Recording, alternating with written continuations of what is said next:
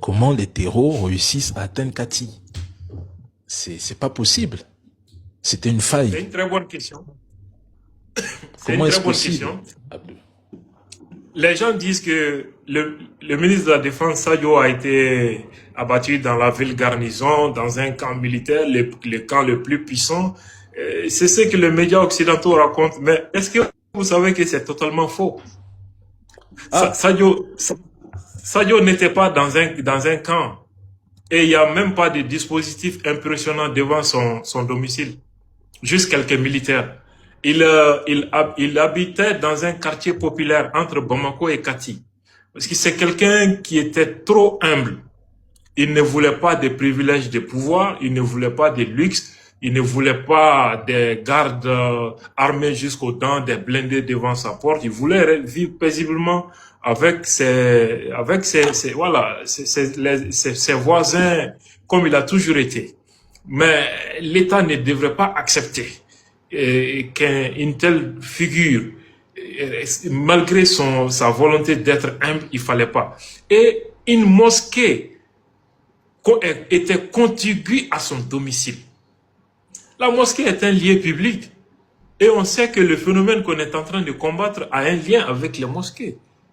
Et chaque matin, 4h, 5h, soit il est chez lui, soit il vient prier dans la mosquée. Donc, les fidèles de la mosquée connaissent son programme de 4h du matin à 5h du matin. Ils savent que s'il n'est pas chez lui, il est dans la mosquée. C'est pourquoi ils ont préparé une bombe pour anéantir à la fois la mosquée et le domicile.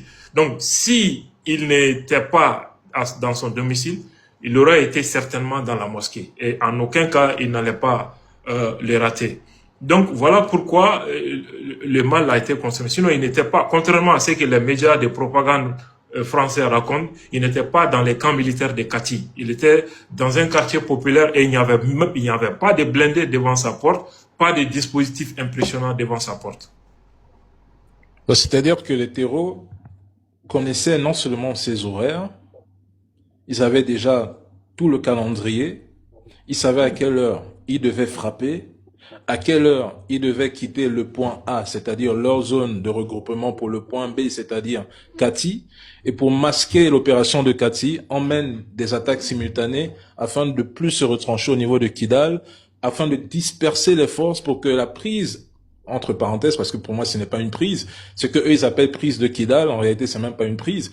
Donc pour mieux se positionner à Kidal et mener maintenant ce que moi j'appelle une forme d'opération informationnelle, c'est-à-dire ah oui, les terrors ont réussi à renverser l'armée, les Russes ont fui, ils ont pris Kidal, c'est terminé, le gouvernement ne tient plus, Assimi Goïta il est fragilisé, son ministre de la Défense numéro 2 est tombé, c'est terminé.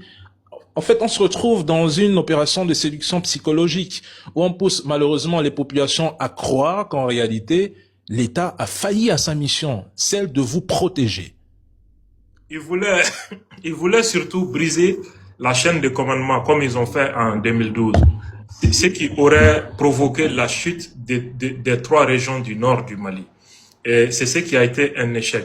Le fait d'attaquer simultanément Bamako et Kati, Sévaré, Gao, Kidal, cela n'était pas anodin, c'était une stratégie. Parce que quand tu attaques pour faire tomber Kidal, il faut occuper les camps de Gao. Parce que si tu attaques Kidal, les drones et les avions partent de cette base militaire pour donner l'appui aux troupes à Kidal.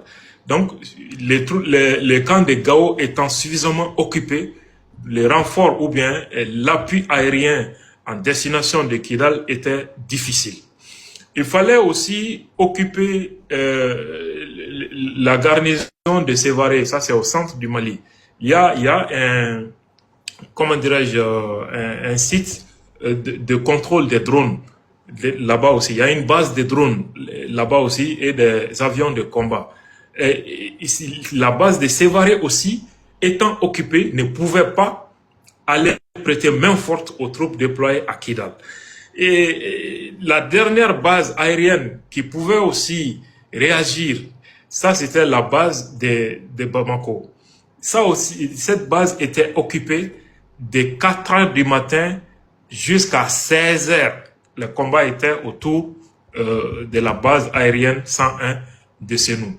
Donc, c'était planifié pour que Kidal tombe, briser la chaîne de commandement, mettre à terre les institutions. Maintenant, ils ont vu que cela a été un échec total. Tu vois, Kidal est en train de se vider automatiquement avant même que l'armée n'aille là-bas. Parce que l'armée était obligée de se retirer de la ville de Kidal pour venir à Anefis et à Gelhok. En attendant qu'on reprenne le contrôle à Gao, à Bamako et à Sévaré. Prendre Kidal. Le repli stratégique, là. Ouais, il fallait, oui.